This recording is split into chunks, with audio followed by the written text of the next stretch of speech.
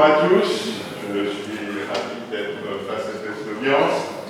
Donc je vais vous parler des géosciences à Rennes depuis la création de l'université. Mais je ne vais pas faire quelque chose qui soit strictement historique depuis que je suis directeur de cette UNR, voilà, plus de 20 ans. Chaque fois, une chose que je me pose comme question, c'est d'entendre. Comment ils recrutaient? Comment ils finançaient leur recherche? Et donc, c'est ces questions qui m'animent depuis près de 20 ans. J'ai progressivement accumulé un certain nombre d'informations et on va en discuter ensemble. Le point qui m'intéresse, c'est qu'actuellement, on est très axé sur les aspects ressources en eau et ressources minières. Et je me suis posé la question qui est, en 1840, c'était quoi les problèmes? Qu'est-ce qu'on savait? Est-ce que c'était une question importante ou est-ce que c'était une question importante de la mine? Et donc ça va être les deux fils rouges parallèles à cet exposé pour essayer de comprendre d'où on vient et peut-être où on va. Alors, je ne vais pas faire un cours, même si je me trouve derrière une chaire, mais il faut dire quelques mots sur l'université, puisque le CNRS, vous le voyez, est arrivé tardivement en réaction à un certain conservatisme de l'université, donc 36-45. Et donc, globalement, il va y avoir trois périodes dans l'évolution de l'université. Il va y avoir une période qui va globalement correspondre à la monarchie de Juillet et au Second Empire, où l'université est quelque chose d'important. Les universitaires sont des personnes reconnues, qui sont des notables, et on verra que cela a un impact sur le recrutement des professeurs. Et puis une deuxième période, très longue période, qui va globalement couvrir la Troisième République, avec les deux lois de 1885 et de 1896, des lois Poincaré, qui globalement va définir le statut de l'université jusqu'en 68. 68, les événements, réforme de l'université, la loi Edgar Faure, et on va enchaîner les réformes les unes après les autres jusqu'à la dernière, en 2007, la loi d'autonomie des universités ou à Pécresse, dont le directeur de cabinet était un géologue, Philippe Gillet, dont on aura l'occasion d'en parler dans cet exposé. Alors, juste pour les jeunes, il y en a qui dans l'Assemblée? Quelques-uns. Donc, sachez que la notion d'allocation de thèse, c'est quelque chose d'extrêmement récent. Être financé pour faire une thèse, c'est 1976, c'est Alice René-Saïté. Donc, moi j'en ai bénéficié. Donc, à l'époque, la thèse c'était 2 ans et on recevait magistralement 90 € par mois. Et donc, à l'époque, le SMIC était à peu près 250 €, pour donner un ordre de grandeur. Donc, effectivement, on vivait avec d'autres moyens à une autre époque. Donc voilà, on va dérouler ceci. Alors, l'université, je vais vous dire ça par la suite, reçoit énormément de subsides des municipalités à l'époque. Et donc, voilà, les premiers locaux universitaires sont des locaux de la municipalité, et vous avez ici l'endroit où va venir s'installer le premier géologue. C'est l'actuelle mairie, et la faculté des sciences, c'était le premier étage, le service administratif actuel de la mairie. Tout le monde était là, d'accord? Donc très rapidement, bien entendu, c'est insuffisant, et a été créé par la municipalité ce qu'on appelait le palais universitaire, dans lequel se trouvaient toutes les facultés, d'accord? Donc ça, c'est un point qui est un point important, et très rapidement, ça va être trop petit, et on va revenir là-dessus. Alors j'ai oublié de vous dire quelque chose sur la diapositive précédente, c'est que la première université, ça jusqu'en 68, et ça prend un sens à une époque où on essaie de créer une faculté des sciences, la structure était vraiment la faculté. L'université, on va voir, c'était quelque chose qui était globalement géré par l'acteur, l'État. Et donc, l'unité de base, c'était la faculté. Et à Rennes, il y avait 4 facultés. Vous n'avez pas de faculté de théologie par rapport à d'autres universités en France. 4 facultés qui étaient complètement autonomes Et à l'époque, on ne délivrait que 3 grades. Hein. On était licencié, agrégé, ou on passait un doctorat. Hein, donc voilà les seuls 3 grades que délivrait l'université. Hein, on verra que le master, la maîtrise d'abord de DEA, c'est quelque chose de beaucoup plus récent. Alors, donc voilà les premiers bâtiments universitaires. Hein, et donc voilà le premier professeur. Alors je reviens un petit peu en arrière. Donc je me suis permis de subtiliser l'histoire des enseignants ici à Rennes. Et vous allez voir que pendant la monarchie de Juillet et le Second Empire, les professeurs sont tous des ingénieurs.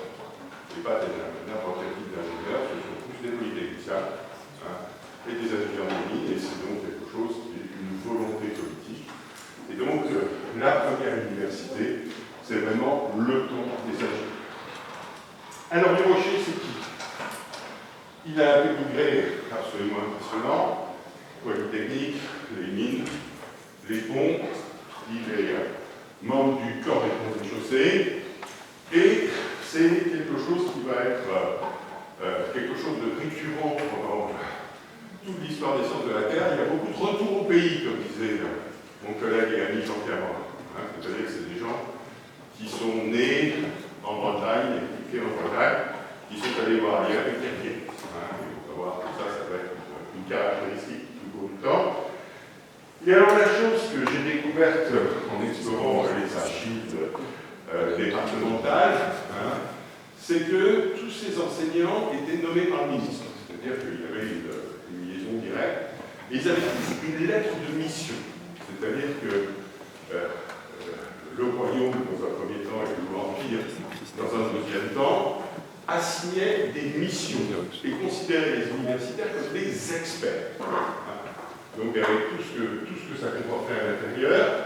Et donc, là, ici, la lettre de mission de Durocher, je l'ai retrouvée, c'est quelque chose de purement économique, hein, c'est le développement minier de l'Ouest, c'est sa lettre de mission.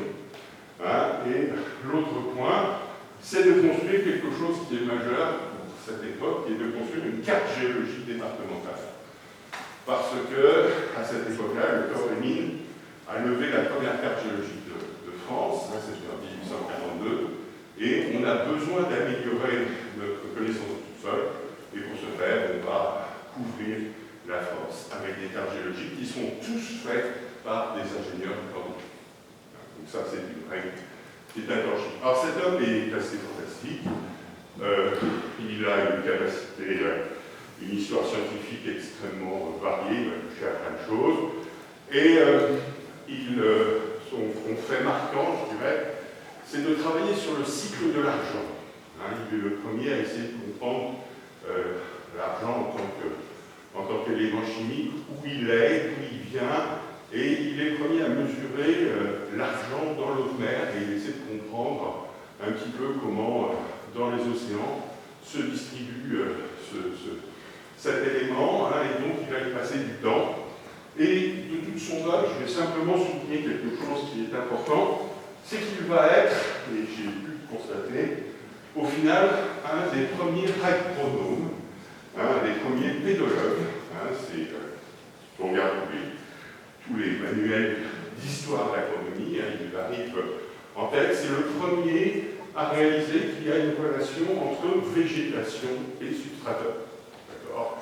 Et donc, voilà ce papier, hein, extrêmement cité à l'époque, et où il montre quelque chose qui me paraît absolument évident, que les Landes, c'est sur des zones de grès, avec quasiment pas de sol, et donc il va à un moment donné montrer une relation, et donc ce papier est considéré comme étant un des papiers fondateurs de la pédologie et de l'agronomie en Europe. Alors, son successeur a toujours le même pédigré, c'est un polytechnicien. Il est ingénieur des mines de Paris, et lui, il est comme ça. Hein. Et donc, il a un poids absolument considérable, un poids politique absolument considérable. Hein, en tant que membre du corps, hein, il est à un moment donné directement en relation avec le ministre. Mais au final, c'est quelqu'un qui va ne faire qu'un enseignement sur de la Terre. L'essentiel de sa recherche va être sur de la physique, de la thermo et des maths. Et il est extrêmement célèbre pour avoir amélioré la qualité des freins des locomotives à vapeur. On lui demandait d'implanter les voies de chemin de fer. Il a préféré s'intéresser à la machine elle-même. Et donc, son œuvre géologique, c'est tout simplement l'achèvement de la carte géologique de Ville-et-Vilaine, dont je vais parler dans un instant. Alors par contre, c'est quelque chose, il a une caractéristique, c'est qu'il est élu municipal, et il est marqué par un mouvement qui vous dit peut-être plus grand-chose, qui est ce qu'on appelle l'hygiénisme. L'hygiénisme, c'est quoi? C'est que par rapport à l'Allemagne et l'Angleterre, les autres puissances qui étaient là à cette époque, on est globalement extrêmement en retard.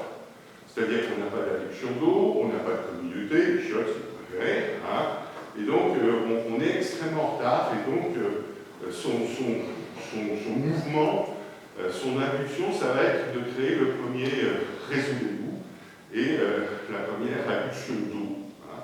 Et donc cette adduction d'eau, ça va être par la captation de deux affluents du Couesnon qui vont servir à l'alimentation de la ville. Alors je remarque qu'à cette époque-là, les gens sont marqués par les grandes épidémies.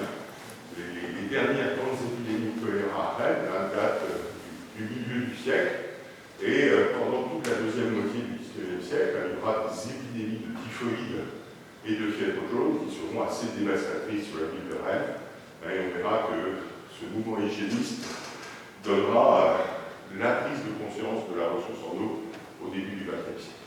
Donc c'est quelque chose d'important d'avoir présent à l'esprit.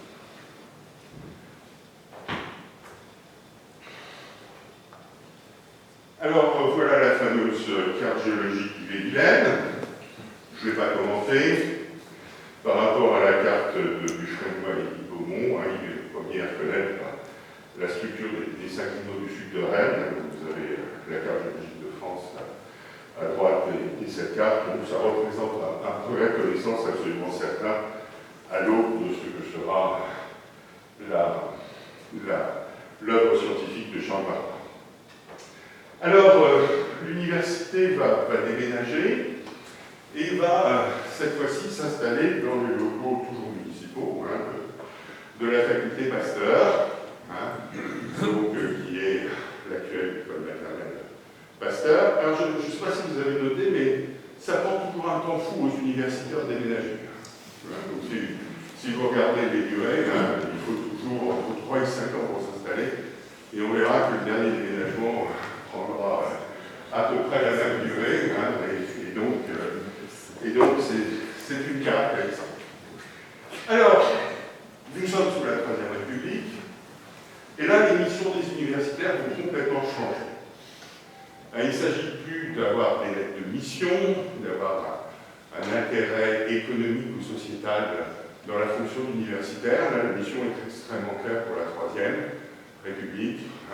Les profs sont là pour former des agrégés. Voilà, c'est la mission des universitaires. Donc, ce sont des super enseignants. Donc, voilà ce qui se passe.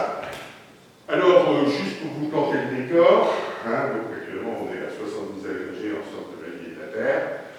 On est monté à 185 en 2003, période faste, et globalement, le nombre d'agrégés va monter de 10 à 20 à l'échelle de la France jusque globalement en 1939. Donc en clair, on forme le rôle des professeurs et de former un nombre extrêmement réduit d'agrégés à l'échelle nationale. Donc ça, c'est la chose qu'il faut bien avoir présent à l'esprit. Et à l'époque, il y a deux agrégations. Il y a l'immigration masculine et féminine.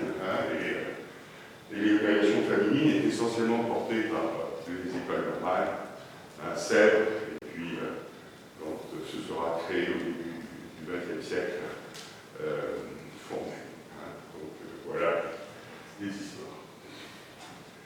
Alors on va regarder un petit peu comment les choses se passent. Et pour ce faire, il faut que je vous décrive un petit peu le fonctionnement de l'université sous la Troisième République. Donc, À cette époque-là, il y a quelque chose qui est important, c'est les facultés. Le point central, c'est les facultés. Donc les facultés ont un conseil de faculté qui gère l'aspect financier, toute la décision sur l'enseignement, sur la création des chaires, mais en aucun cas il ne nomme. La nomination est le fait du recteur. Donc l'autorité de l'État au niveau de l'université, puisque le recteur est aussi chancelier de l'université. Et progressivement, surtout à partir de 1906, les professeurs vont rentrer dans un processus de cogestion. C'est-à-dire que plus le temps va évoluer, plus la conférence des moyens va devenir un acteur majeur dans la nomination des professeurs. Mais ça va être un processus qui va être un processus extrêmement progressif, jusqu'en 1945, avec la création de l'ancêtre du CNU, qui est le Conseil consultatif des universités. Mais on va voir que la première nomination, c'est toujours et encore le recteur qui le fait. On va voir progressivement la conférence des moyens prendre un poids de plus en plus important. Il y a trois types de professeurs. Seuls les professeurs avec chaire ont un pouvoir. D'accord? En dessous, il y a une catégorie que l'on appelle les préparateurs, chefs de travaux, et ainsi de suite. Ils n'ont aucun pouvoir. Ils vont depuis jusqu'à effacer le tableau du professeur, jusqu'à préparer les colis, faire les manips du professeur. C'est globalement une catégorie qui est taillable et corvéable ainsi. Ils sont sur ce qu'on dirait maintenant de la soft money, c'est-à-dire que globalement ils sont payés sur l'argent de l'université avec des contrats qui sont qu'on peut rompre à n'importe quel stade. Voilà. Et donc, voilà le tableau de l'université. Alors, il n'y a pas de personnel technique, le seul personnel technique qu'il y a, il est administratif. Ce sont essentiellement les tâches de secrétariat qui sont payées sur de la soft money toujours et encore, et globalement, une secrétaire est attachée à lier un professeur. Le professeur meurt, la secrétaire est virée. Globalement, c'est ce qui ressort de l'analyse des archives. C'est assez intéressant. L'autre point que je veux vous montrer, c'est la nature des financements. Donc les financements, c'est ce que je vous disais en préambule, c'est essentiellement les municipalités et les départements qui assument le fonctionnement de l'université. Et les municipalités vont jusqu'à financer des chaires sur de l'argent spécifique. Donc là, vous avez le budget de l'université de Rennes en 1888. Donc vous voyez que la part de l'État est certes supérieure un peu à celle de la municipalité, mais si vous faites la somme des structures locales, là on est à peu près à parité. Et le gros problème, c'est le financement de la recherche. Donc, quand on va faire du terrain local, on paie ça soit sur son salaire, qui était conséquent à l'époque pour les professeurs, ou sur quelques éboulements qui peuvent être trouvés au niveau de la faculté. Mais la grande question, c'est les missions à l'international, et notamment pour les géologues, participer au fameux congrès géologique international. Et là, il n'y a pas de 36 000 solutions. Dans les archives départementales, des lettres absolument fabuleuses. C'est de monter directement au ministère. Et là, visiblement, c'est extrêmement compliqué. Il faut faire jouer les réseaux. À l'évidence, c'est plus facile quand on est membre d'un corps que quand on est un simple universitaire. Donc, là, voilà comment fonctionnait le système. Il me reste 10 minutes que j'ai parlé de vous.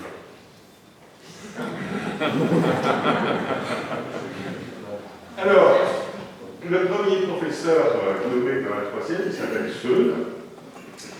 Alors, Seul a une des particularités, c'est qu'il n'est pas breton et qu'il ne va pas travailler en Bretagne. Et le recteur va lui en savoir gré, dans le sens négatif du terme. Il est mal évalué par le recteur. Et cette mauvaise évaluation par le recteur, elle est quoi? Il lui reproche des résultats à l'agrégation insuffisants. Et il lui reproche de n'avoir aucune implication régional, et en plus le pauvre jeune est malade, donc très rapidement, il ne sera pas considéré comme quelqu'un de très important dans la structure universitaire française. Alors l'homme qui va marquer, le voilà, Fernand Quatreforme, retour au pays, c'est un petit gars de Quimperlé, hein, donc il revient après avoir été en Sorbonne, hein, il a été aussi à Caen, chez un grand professeur qui s'appelait Bigot. Et cet homme est vraiment un géologue humaniste. Hein, il va publier sur des choses extrêmement différentes. Hein. Bon, il raconte des conneries. Hein. En tectonique, il parle de la structure des nappes de la Vienne, dont on sait que c'est absolument pas les nappes, hein, mais bon, à l'époque, on était dans la grande phase de la découverte des nappes de Charial, tout le monde trouvait des nappes partout. Hein, donc, voilà. Mais pour le reste, par exemple, c'est le premier à faire un catalogue raisonné des séismes historiques en Bretagne. Hein, donc, il a même touché de la sismologie. Alors, c'est le premier qui vraiment s'intéresse à la ressource en eau. Et donc, très brièvement, je dois vous expliquer comment le mouvement hygiéniste a progressivement conduit à la notion d'hydrogéologue officiel, c'est-à-dire qu'une collection de lois, hein, en 1902, c'est la première loi de l'eau, hein, et c'est la définition de la salubrité de l'eau. Et ça doit être un avis qui va être un avis d'un géologue, membre du service de la cartologie de France, donc à l'université. Puis ensuite, on va définir la notion de périmètre de sécurité des captages, et puis progressivement, une collection de lois vont faire que, globalement, on va professionnaliser ce champ disciplinaire. Cette professionnalisation se fait globalement dans les années 50-60, pour arriver en 68 à la création au niveau du BRGM d'un véritable service de l'eau, hein, et progressivement une évolution vers des géologues. Mais la tâche de l'évaluation de la ressource en eau, sa caractéristique sanitaire, est pendant très longtemps un monopole des professeurs d'université. Alors le deuxième point sur lequel je voulais insister aussi un peu, c'est sur l'aspect minier. Donc la France va connaître deux révolutions industrielles. La première, la machine à vapeur, la deuxième, l'électricité et les automobiles au sens large. Et pour tout cela, eh bien, il y a besoin de ressources. Hein. Et donc au départ, on attaque sur des métaux ordinaires, hein, à peu près 5-6 métaux importants, puis progressivement, on va monter à une vingtaine. D'accord? Et ici, ce que vous voyez, c'est un point qui est absolument majeur, hein, qu'on oublie, c'est que la France va perdre l'Alsace et la Lorraine, et en Lorraine se trouve l'essentiel de la ressource en fer de la France. Et donc il va falloir suppléer cette perte, et le massif armoricain va devenir un lieu de production de fer, et un fer avec des teneurs catastrophiques. Hein. On va avoir pour les meilleurs teneurs du 15%, pour les plus mauvaises 5%. Hein, mais quoi qu'il advienne, on va exploiter. Hein, on va chercher, donc il va y avoir une grande phase, un grand âge d'or de l'exploitation du fer qui va aller jusqu'au début des années 60, on va le voir par ici. Alors Quatreforme va faire tout ça. Hein, Quatreforme va faire le premier vrai papier d'hydrogéologue. Hein, donc il répond à la sollicitation politique hein, en 1922, donc il publie ce premier papier où il fait un inventaire de toutes les structures en eau potable. Hein, donc, c'est gentil. Hein, donc, ça concerne essentiellement les nappes de surface. Et il va y consacrer 4 papiers sur les 125 qu'il va publier. Alors, par contre, sur l'aspect ressources minérales, il va faire un inventaire de tout ce qui est fer, de tout ce qui est cuivre, de tout ce qui est argent, plomb, tungstène, antimoine. Il va faire un inventaire assez complet de toute la ressource disponible en Bretagne. Alors, on arrive maintenant à la personne qui va marquer durablement, dans le bon ou dans le mauvais sens, je vous laisserai porter un jugement, hein, qui est Yves Milon. Alors Yves Milon, c'est un mec qui a fait la Grande Guerre, qui en est sorti traumatisé, et qui va tout de suite en 19, quand il est libéré, devenir préparateur et il est 4 ans ou 9 subitement, et donc va devenir professeur dès 1927. Il va être jusqu'en 1968. C'est donc le prof qui va avoir le record de longévité en tant que professeur. Alors, Milon, c'est un homme extrêmement surprenant, bourré de contradictions, c'est le mandarin, par excellence. On en discutait par téléphone avec Denis Gleven, c'est typiquement le mec contre lequel, je pense, Jean Perrin a créé Célinx. C'est-à-dire ces gens qui avaient une vision extrêmement mandarinale des choses.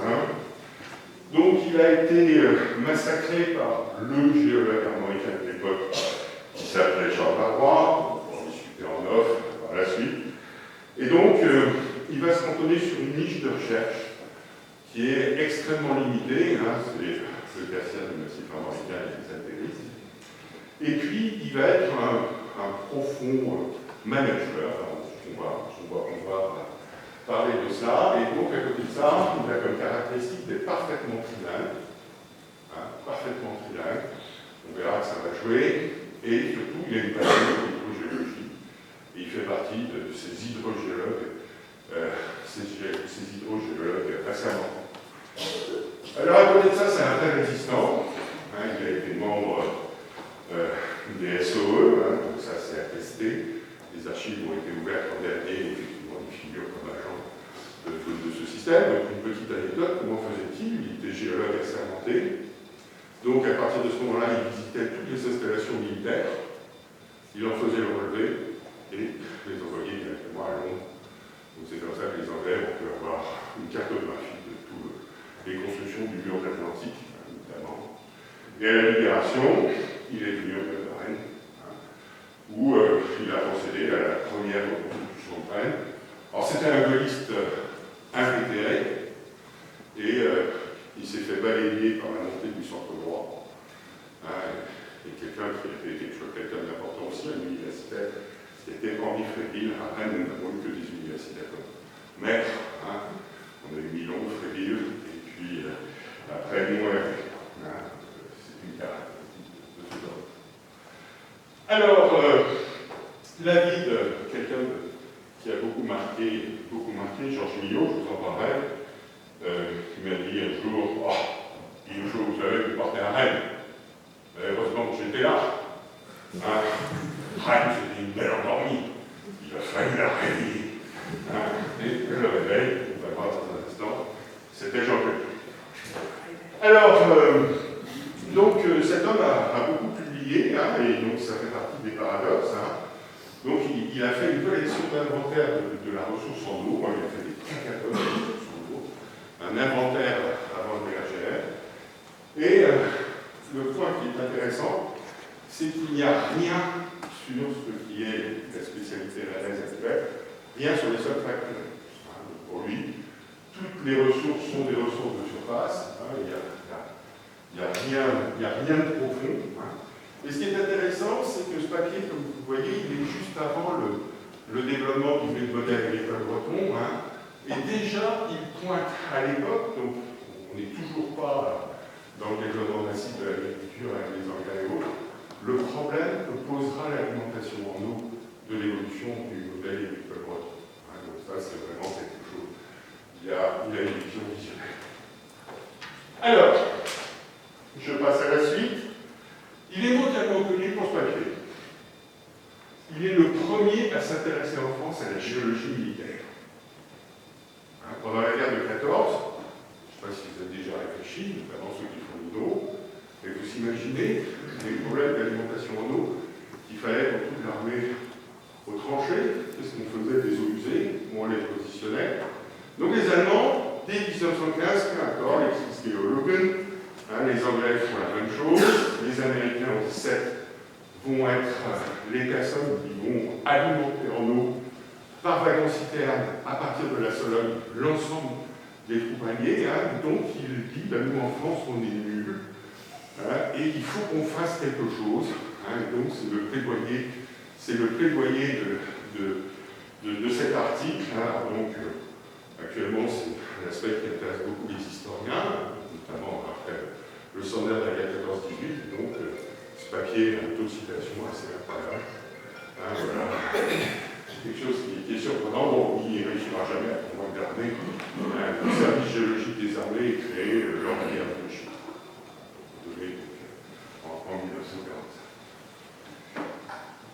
Alors, on arrive à le recrutement des premiers IAS, etc. D'accord, donc c'est Mignon qui va le faire.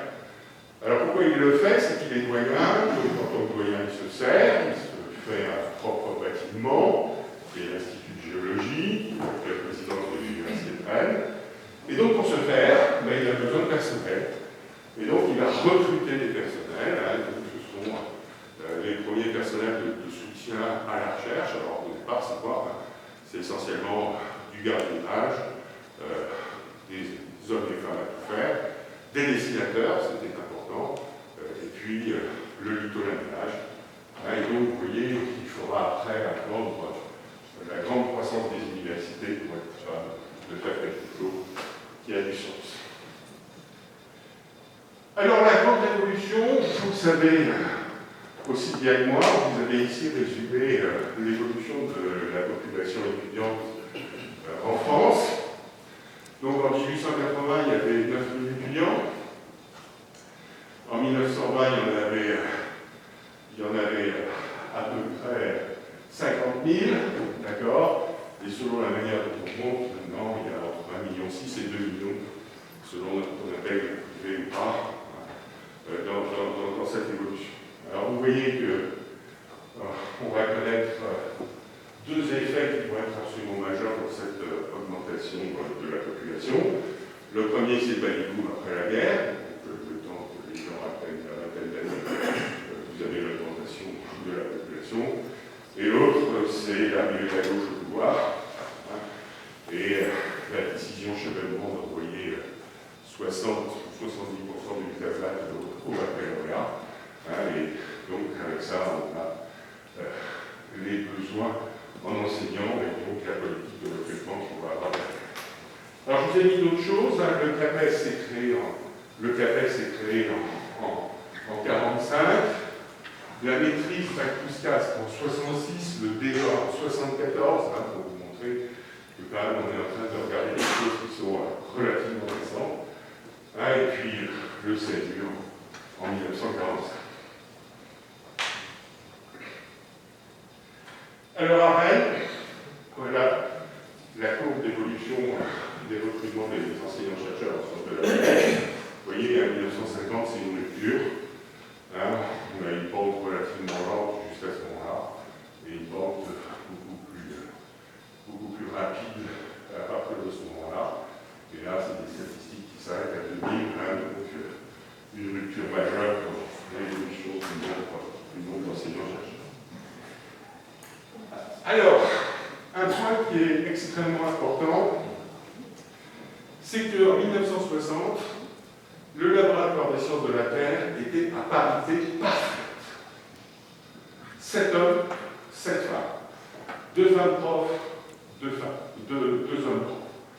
D'accord? Donc ça, c'est un point qui est absolument incroyable. Donc ici, vous avez les 2 femmes profs, Suzanne Durand et Azine Renaud. Vous avez à côté la liste des personnes qui étaient assistantes, maîtres assistantes, comme on disait à l'époque. Et j'ai eu la chance de travailler dans ma vie avec Kevin Buck, des pères de la tectonique des plaques, sur la théorie des points chauds. Et Steinman, il était venu à Rennes en 1956. Il lui dit: ouais, je suis venu à Rennes en 1956, c'était génial, on picolait tout le temps et il y avait plein de jolies femmes. Voilà. Donc, voilà l'image de Rennes telle qu'il l'avait, la science du nom. Mais j'ai trouvé dans les archives de la maison la liste des séminaires qu'on donnait à l'époque, les il y avait Wilson qui est venu donner une conférence, il y avait toutes les stars de l'époque qui venaient à Rennes. Et ces gens-là ont continué à faire une science plomb-plomb, hein, et c'est impressionnant, enfin pour moi c'est quelque chose que j'ai du mal à comprendre, c'est comment ces gens qui ont côtoyé, n'oubliez pas, ils étaient tous trilingues, hein, Suzanne Durand, elle parlait trois langues sans aucun problème, hein, mais comment ils se sont mis des camisoles intellectuelles pour à un moment donné ne pas comprendre, apprendre des autres. Hein. Par exemple, Milon faisait des cours à Exeter. Bon, il enseignait la stratigraphie de la Seine-Paris, d'accord, en anglais. Hein, mais voilà, hein, donc c'est quand même quelque chose qui est assez incroyable, hein, c'est qu'il y avait un flux de gens incroyables, et pourtant ça n'avait quasiment aucun infléchissement sur leur façon de faire la recherche. Hein, pour moi, c'est quelque chose d'assez surprenant. Alors, Marie-Claire Montalec, qui est la dernière survivante de cette période, prétend que c'est pas que Milon aimait les femmes, hein, c'est que tout simplement, l'essentiel des hommes à l'époque, il fallait avoir un DES pour préparer l'agrégation, hein, préférait l'azo et la nota plutôt que la viole. Hein, et c'est comme ça qu'elle explique l'évolution de ce rapport femme absolument extraordinaire. Nous arrivons sur la dernière partie, et donc là, nous sommes vraiment dans ce que j'ai appelé le temps des enseignants-chercheurs. L'objectif des universitaires n'est plus de recruter que des agrégés, hein, mais on rentre vraiment dans l'enseignement et la recherche. Voilà le campus en 71. Hein, il n'avait pas vraiment le caractère verdoyant de maintenant. Hein. Et vous notez que les universitaires mettent toujours un temps incroyable à s'installer. Hein. Donc, voilà, entre le début et la fin, hein, il se passe. Alors, les géosciences sont les premières à s'installer en 66. Hein. Donc, dans le bâtiment 15 que vous voyez ici représenté.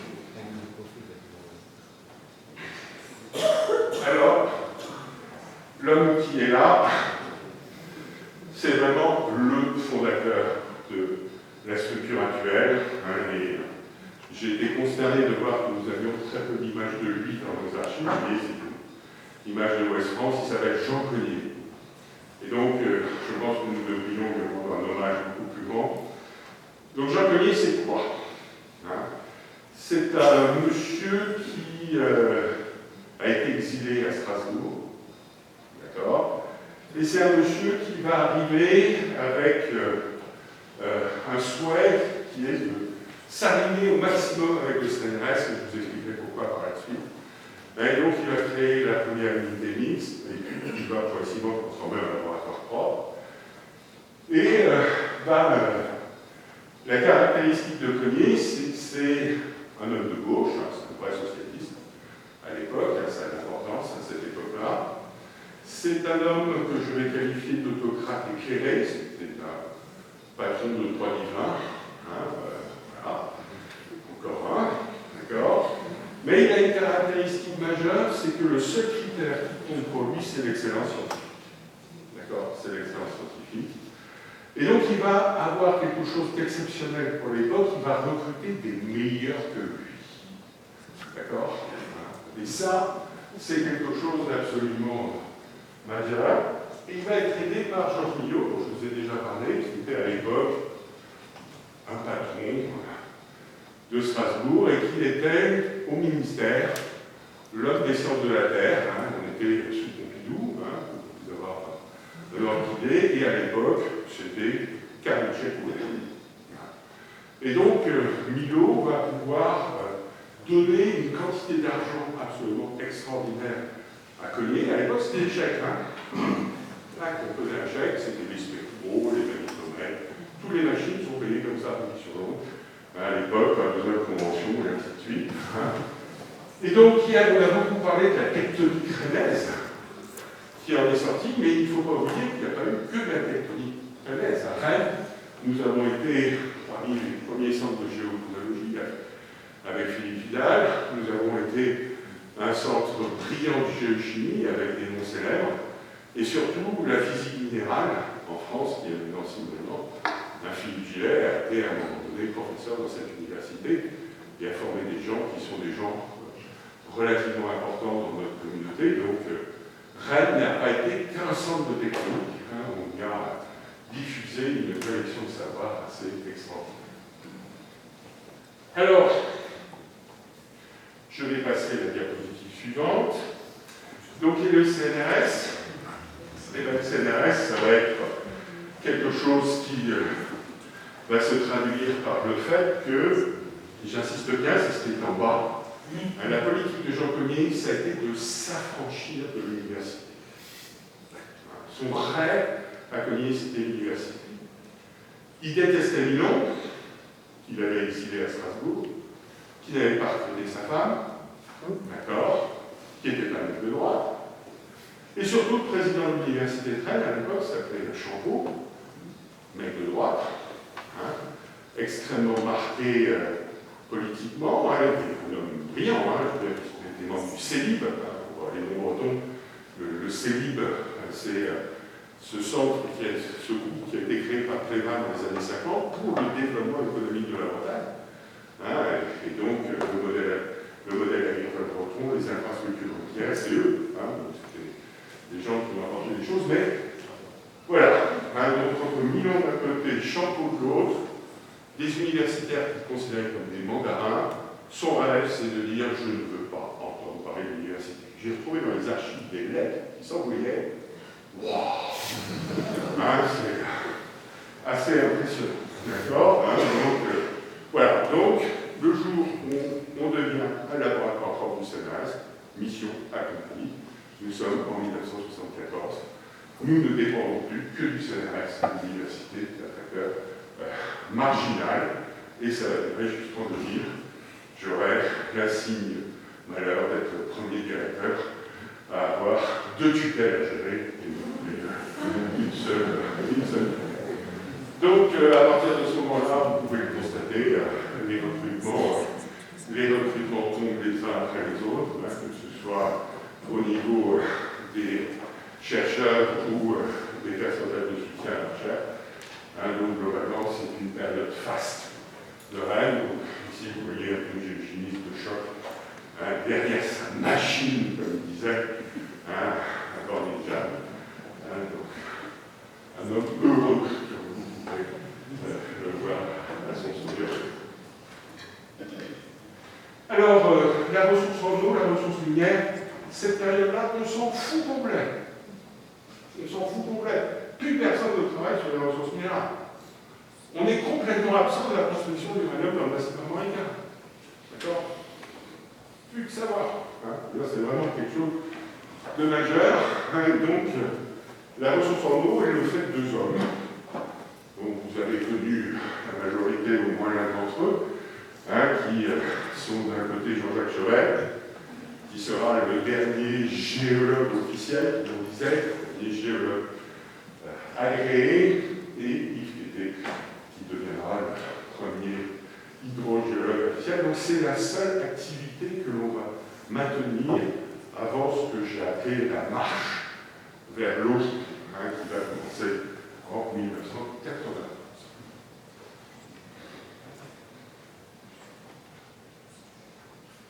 Alors, géosciences, c'est une personne avec une autre.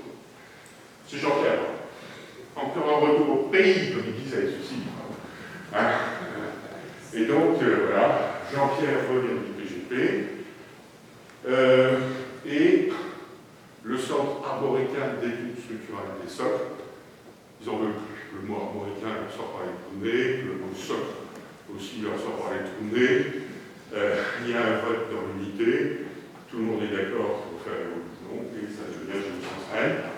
Et avec l'accord de son prédécesseur, dont on a beaucoup parlé hier, qui est Pierre Choucroune, donc Jean-Pierre, que vous avez ici dans une de ces tenues qu'il affectait en tauge, dans la thèse d'État. Il était dans mon jury, et à Strasbourg, tout le monde était en tauge, comme vous voulez la tradition.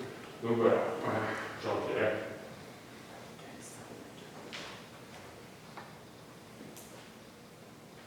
Alors, on arrive à la fin. En 1991, Pierre Choucroune, Jean-Pierre Brun, Philippe Daly et un certain nombre d'autres comprennent qu'il faut s'ouvrir à ce qu'on appelait à l'époque l'environnement. Et donc, c'est ce que j'appelle la marche vers l'environnement et la ressource en eau. Donc, ça commence 1 an avant la création officielle de Géosciences Rennes. C'est d'abord le PAR, le CAREN, puis le ZUR. Et c'est le fait de reconversion de chercheurs terre solide en surface continentale et intercontinentale.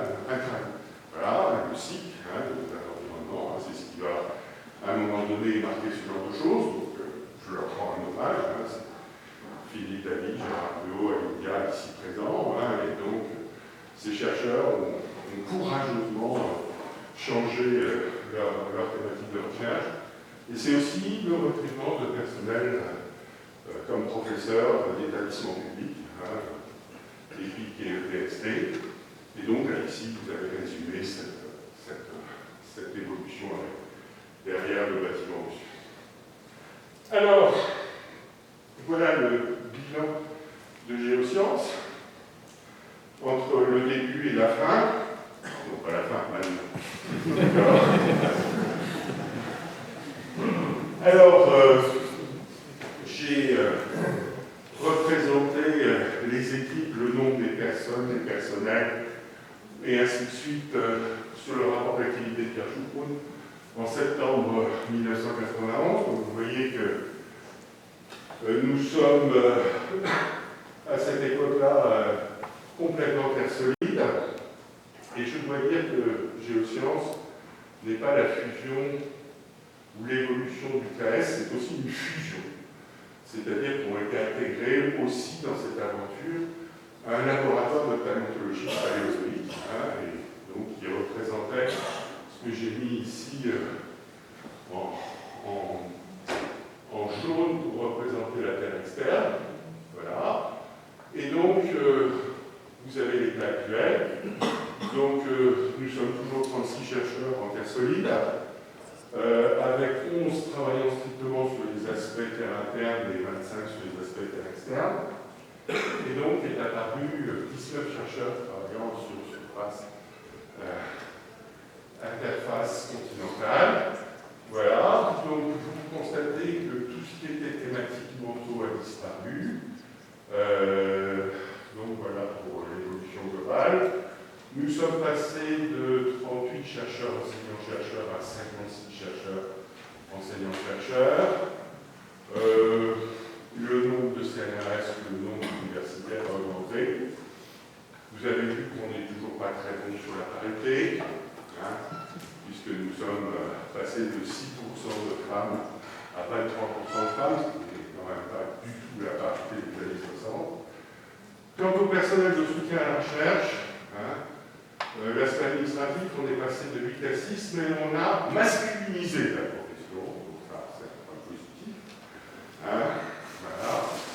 Et par contre, notre gros problème, c'est sur les personnels techniques, où on constate une diminution et surtout des engagements dramatiques de l'Université de Lyon, qui est quelque chose qui pose problème. Et donc, nous passons globalement en termes de chercheurs permanents de 66 à 80-87 selon que l'on compte ou non les bateaux-celles qui sont attachés à l'étude et qui travaillent avec Géosciences. Donc voilà notre évolution. Et je ne serai pas là pour 30 ans, mais je laisse ces statistiques à ceux qui voudront bien les compléter. Je pense aux petits jeunes qui sont là dans la salle, qui sont toujours à Rennes. Voilà. Et donc, juste pour finir, ce petit souvenir. Voilà, donc, les étudiants, dans les années 50-60, les cours dans les années 20, est quelque chose qui est une caractéristique des géosciences. Merci de votre attention.